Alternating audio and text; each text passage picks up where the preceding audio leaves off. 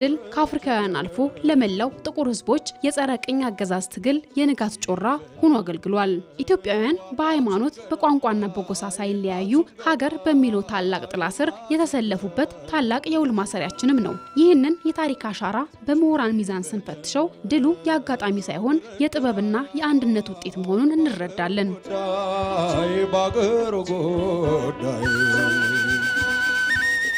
አድዋ ላይ ምን ሆነ በምንልበት ጊዜ ዓለምን በሙሉ ያስደመመ ትልቅ ድል ኢትዮጵያኖች ሊጎናጸፉ ይችላል። ኢትዮጵያውያን ስንል ማናቸው ብለን በምንጠይቅበት ጊዜ ከየአራቱ ኮርነር ከደቡብ፣ ሰሜን፣ ምዕራብ፣ ምስራቅ ከሁሉም የንጉሠ ነገሥቱን አዋጅ ከታወጀ በኋላ የክተት አዋጅ ከታወጀ በኋላ በዛን ጊዜ ያ ልዩነቱ አለ። ልዩነቱ ደግሞ ጸጋችን ነው። ያ ልዩነት ሳይገድባቸው ምንም ኤክሰፕሽን የለም ነበር። ይሄም አስደናቂነቱ አድዋ እንግዲህ ያንን ለማድረግ የቻለ ህዝብ ነው። ያ አደጋ በመጣ ጊዜ አልሀገር ልንኖር አንችልም ብሎ ተረድቶ ሄዶ ተዋግቶ አሸንፎ ነፃነታችንን አስከብሮ ያ ነፃነት ደግሞ ከትውልድ ትውልድ እየተላለፈ እኛ ጋር ሊደርስ ይችላል። ታሪክ የሚኖረው በትውልድ ቅብብሎሽ ውስጥ ነው። ያ ትናንት በደም የተጻፈው ጽናት ዛሬ በወጣቱ ደም ውስጥ ለሀገር የመቆም መንፈስን ያነጸ ከአባቶች የተረከብነውን ነፃነት ወደ ብልጽግና የመቀየር ኃላፊነትንም ያስረከበ ሆኗል። አድዋ የኢትዮጵያ የጀግንነት ምሳሌ ነው። ስለዚህ ይህ ትውልድ አያቶቻችን ያደረጉትን አድዋ እየዘከረ ራሱ አድዋ መድገም አለበት ብዬ ነው ማስተባው። እንዴት ይደግማል? የአካባቢውን ሰላም በመጠበቅ እንዴት ይደግማል? መንግስት የሚያደርጋቸውን ጥሪዎችን መቀበል እንዴት ይደግመዋል? ሌላ አገር እንደሌለው እያሰበ ደሙን ለሀገሩ መስጠት አለበት ብዬ ነው ማስተባው። ያንን ነገር ተደማምረው የዚህ ትውልድ አድዋ መሆን ይችላል። አድዋ ትናንት በጦር ሜዳ የተመዘገበ የነፃነት ታሪክ ብቻ አይደለም። ዛሬ ደግሞ በታላላቅ ብሔራዊ ፕሮጀክቶች እየተደገመ ያለ የጥቁር ህዝቦች ኩራት እንጂ። ትናንት ወራሪ እንድል ያደረገው የኢትዮጵያውያን አንድነት ዛሬ ደግሞ በልማትና በአንድነት የምንደግመው የቤት ስራችን ነው። አድዋ ሲነሳ ጋምቤላውም፣ አፋሩም፣ ሶማሌውም ሁሉም የሚባሉት ኢትዮጵያ ውስጥ ያሉት ህዝቦች ዘር ቀለም ሳይለያቸው ሃይማኖት ሳይለያቸው ጾታ ሳይለያቸው በጋራ በድል ያመጡት ነው። ስለዚህ ያ ምንድነው አስተባሳቢ ትርክት ነበራቸው ማለት ነው። ስለዚህ ያሁኑ ዘመን ትውልድ ደግሞ መንግስት በየጊዜው የሚያቀርባቸው አድዋ የመሰሉ ጥሪዎች ሁላችንም ይህ የዚህ ክልል ነው፣ ይህ የዚህ ብሔር ነው ሳንል ሁላችንም በጋራ ሆነን እጅ ለእጅ ተያይዘን ደግመን አድዋ መስራት አለብን። አድዋ ለብዙዎች የጦር ሜዳ ድል ነው። ለዓለም ግን የጥቁር ህዝቦች የነፃነት ፋናና የታሪክ አቅጣጫ መቀየሪያ ማህተም ነው። ዛሬ እዚህ የቆምኩት የታሪክ አሻራን ለመዘከር ብቻ ሳይሆን ያ ትናንትና በአባቶቻችን እንደምናጥንት የተገነባውን የአይበገሪነት መንፈስ ለማስታወስ ነው። ታሪክ የሚሰራው በትላንት ጀግነት ቢሆንም የሚጸናው ግን በዛሬው ትውልድ ኃላፊነት ነው። አባቶቻችን በአድዋ ተራሮች ላይ በደማቸውና በአጥንቶቻቸው የጻፉት የነፃነት ውል ዛሬ በወጣቱ ትውልድ እጅ ላይ የሚገኝ ታላቅ አደራ ነው። ያ ትውልድ ልዩነትን አጥብቦ ሀገርን የማዳን ተልእኮውን በድል አጠናቋል። የዛሬው ትውልድ ደግሞ ያንን አንድነት ወደ ዘመናዊ ሀገር ግንባታ የመቀየር ታላቅ ትውልዳዊ አድዋ ከፊቱ ተደቅኗል። አድዋ ድል በመላው ዓለም ለሚገኙ ጥቁሮች ህዝቦች የነፃነት ብርሃን የፈነጠቀ የጋራ ድል ነው ሲሉ አፍሪካውያን ይናገራሉ። በአፍሪካ ምድር ኢትዮጵያ ቅኝ እንዳትገዛ ምክንያት የሆነው የአድዋ ድል ኢትዮጵያውያን ልዩ ማንነት እንዲይዙ አድርጓል ብለዋል። አድዋ ለጥቁር የሰው ልጆች ትንሣኤ ነው። ጥቁር በመሆን ብቻ በነጭ የበላይነት ሲንገላታ ለነበረው የሰው ልጅ ሰብአዊነትን በነፈገው አካል ላይ እኩልነትን አሊያም አሸናፊነትን ያስተማረበት የድል ታሪክ ነው። ያኔ በኢትዮጵያ ሰማይ ስር በአድዋ ተራሮች ግርጌ በ1888 የካቲት 23 በማለዳው የተጀመረው ገድል በኩለ ቀን ተገባደደ። ኢትዮጵያውያን ለመላው ዓለም አዲስ ታሪክንም አስመዘገቡ። ጥቁር ወራሪውን የነጭ ኃይል ድል አድርጎ ማሸነፉ በቅኝ ገዢዎች ቀንበር ለሚንገላታው አፍሪካዊ ጥቁር የሰው ልጅ ሁሉ አዲስ ተስፋን የሰጠም ሆነለት። በተቃራኒው ለቅኝ ገዢዎቹ ደግሞ ድንጋጤን የፈጠረ ዓለም አቀፍ ክስተት በባርነት ለወደቀው ጥቁር ነፃነቱን እንዲያስብና እንዲመኘው ከዛም አልፎ ታግሎና ድል አድርጎ እንዲነሳ ወኔም ሰጥቶታል። ለዚህም ነው ጋናዊው ኪንግ ዴቪድ አድዋ የኢትዮጵያ ብቻ ሳይሆን የሁሉም አፍሪካዊ ድል ነው የሚለው። በኢትዮጵያና በጣሊያን መካከል የተደረገ ጦርነት ነው።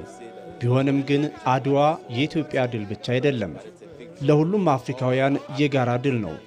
በዚያም አያበቃም። አፍሪካዊ ማንነት ላላቸው በመላው ዓለም ላሉትም ጭምር የሚተርፍ ታላቅ የድል ታሪክ ነው። ሁሌም የምናከብረው፣ ሁሌም ከፍ የምናደርገው፣ በሄድንበት ሁሉ አድዋ ብለን የምንጠራው አስገራሚው ለእያንዳንዱ አፍሪካዊ የድል ታሪክ ስለሆነ ነው። በቅኝ ገዢዎች የበደል በትር ላጎበጠው አፍሪካውያን ሁሉ ነፃነትን ማሰብ የጀመረው አድዋ ላይ የፈነጠቀው አርነት በድል ሲታጀብ እንደሆነም የሚመሰክሩ ብዙ አፍሪካውያን ወንድሞች ናቸው። ደቡብ አፍሪካዊው ቦንጋኒ ጄክ ደግሞ ከነዛ መካከል አንዱ ነው። especially also having your own time, your own calendar. በተለይ ኢትዮጵያ የራሷ የሰዓትና የዘመን አቆጣጠር እንዲሁም መጽሐፍ ቅዱስ ጭምር ያላት ብቸኛ አፍሪካዊት ሀገር ናት። ይህ አስገራሚ ነገር ነው፣ ያለመገዛት ውጤት ነው። ይህንን በግልጽ ማስቀመጥ እፈልጋለሁ። የአፍሪካ ተስፋ የኢትዮጵያ እድገትና ብልጽግናን ማዕከል አድርጎ ነው የሚመሰረተው። ለዛም ነው የህብረቱ መቀመጫ አዲስ አበባ ይሆናል። ይህ ሀገር ከተለወጠ መላ አፍሪካ ይለወጣል፣ ያድጋል። ምክንያቱም ሰብአዊነትና ፍቅር ያለው ህዝብ ነው። ይህንን ነው ያሳየው። አፍሪካ መምሰል የሚገባት የኢትዮጵያ መልክ ነው። የቀደሙ አባቶቻችን ከዚህ ተምረው ነው ነፃ ያወጡ። ኢትዮጵያ ባትኖር ስለ ነፃነት በአፍሪካ ማሰብም አይኖርም ነው። የፓን አፍሪካኒዝም ሀሳብ ዛሬ ላይ አፍሪካውያንን እያስተሳሰረ ያለ የአድዋ ውጤት አፍሪካዊነት የሚቀነቀንበትም ፍልስፍና ነው። በአፍሪካ ትብብር እንዲጸና በአንድነት ቆሞ አሁንም አህጉሪቱ የሚያስፈልጋትን ለማድረግ ከአድዋ ብዙ መማርም ያስፈልጋል። ፓን አፍሪካኒዝም ትልቅ ጽንሰ ሐሳብና አስተሳሰብ ነው። የአፍሪካ ህብረትን የመሰረተው ይህ አስተሳሰብ ነው። አንዱ ስለ ሌላው ማሰብና መተባበር ያስፈልጋል። አፍሪካም በትብብር የላቀ እድገቷን እውን ማድረግ ትችላለች። በጋራ መቆም ብዙ ያተርፋል ብዬ አምናለሁ። አድዋም የዚያ ውጤት ነው። I have read about it. It's one of the things that gives us hope. ስለ አድዋ አንብቤያለሁ። ለአፍሪካ ተስፋን የሰጠ ክስተት ነው። ፓን አፍሪካኒዝምንም ወደ እውነት ያመጣው። ደግሞም የኢትዮጵያ ቀኝ ያለመገዛት ብዙ መልክ አለው። ተመልከት፣ በብዙ ሁኔታ ኢትዮጵያ ትለያለች። የራሳቸው ብቻ የሆነ ብዙ ነገር አለ። አድዋ ለሌሎችም የሚተርፍ የአፍሪካዊነትን መንፈስ እንዲፈጠር አድርጓል። ኔልሰን ማንዴላ ህልፈትን ተከትሎ በኢትዮጵያ የ3 ቀን ሐዘን ታውጆ ነበር። ይህንን ሌላ ማንም ሀገር አላደረገው። ይህ አፍሪካዊነት መንፈስ እጅጉን ጥሩ ነው። አፍሪካ መጨረሻም የአድዋ ድል ለኢትዮጵያውያን ብሔራዊ ኩራት ብቻ ሳይሆን የማንነት የአብሮነት መሰረት የሆነ ታላቅ ክስተት ነው። ይኸው ድል ከአህጉራዊ አንድነት ባለፈ ለዓለም ጥቁር ህዝቦች በነፃነት መቆም ተምሳሌት ሆኗል። የፓን አፍሪካኒዝም ንቅናቄ ሲነሳ አፄ ኃይለሥላሴን ጨምሮ በርካታ የአፍሪካ መሪዎች ስማቸው በጉልህ የተመዘገበ ታሪክ ነው።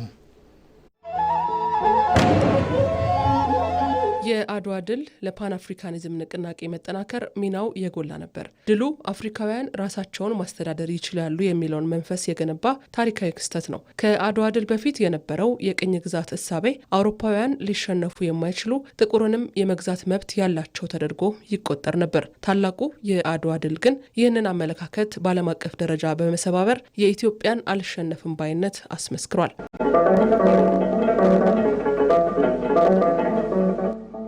ፓንአፍሪካኒዝም መላውን የዓለም ጥቁር ሕዝብ እንደ አንድ አፍሪካዊ ቤተሰብ የሚመለከት አስተሳሰብ ወይም ንቅናቄ ነው። ንቅናቄው በዋነኝነት የነጭን የበላይነት ለመዋጋትና አፍሪካዊ አንድነትን ለማጠናከር የታለመ ነበር። የአድዋ ድል ያስገኘው የሀገር ክብርም ኢትዮጵያን የአፍሪካ የዲፕሎማሲ ማዕከል እንድትሆንም አስችሏታል። በድሉ ምክንያትም የአፍሪካ ሕብረት እንዲመሰረት በር የከፈተም ሆነ።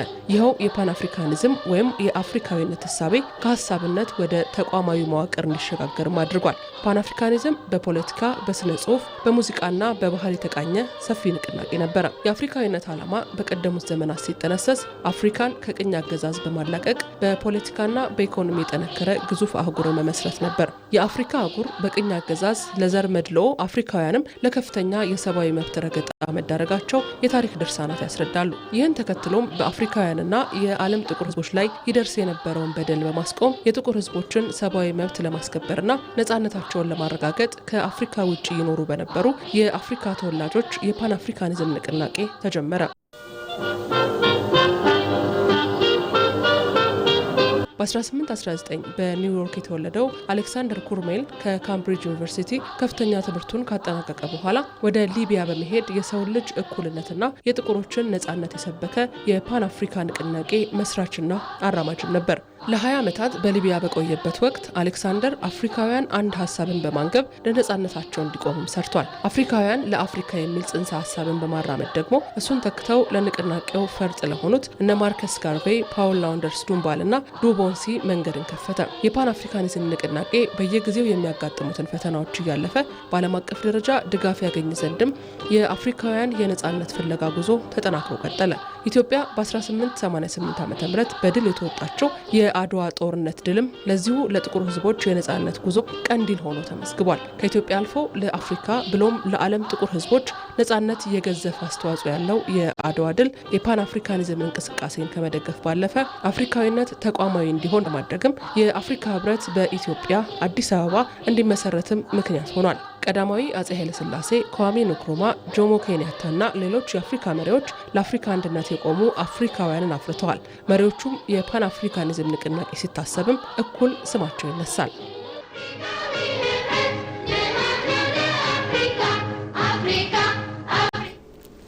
ዜና አበቃ። ከቀሪ ፕሮግራሞቻችን ጋር መልካም ቆይታ።